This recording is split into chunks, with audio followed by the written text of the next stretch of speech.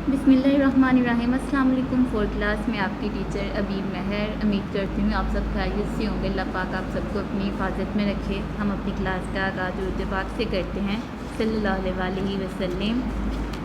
सी class आ जाइए page number 94 पे और हमने नज़म बनानी है इसे पढ़ के। इस मौसम के बारे में कोई भी मौसम, और यहाँ पे कौन सा मौसम है, सर्दी का मौसम है, जिसमें आप क्या करते हैं, हीटर के पास बैठते हैं, वो बहुत सर्दी होती है, कॉफ़ी और चाय पी जाती है, गरम आपकी मामा आपको गरम कपड़े और टोपियाँ पहनाती हैं।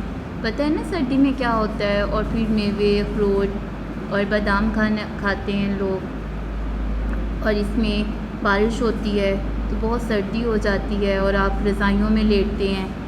पता है ना आप सबको। तो इस पे आज हमने क्या करना है, एक नज़म बनानी है। और नज़म क्या होगी हमारी,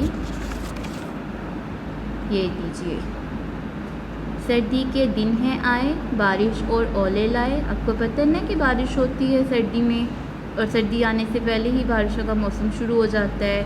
उसके बाद सामने हीटर के बैठे सब, खाएं पिस्ते और बादाम। दिन छोटे और लंबी रातें, पहने गरम कपड़े स्वेटर शालें। खाएं नहारी और पाए, कॉफ़ी पिए या चाय।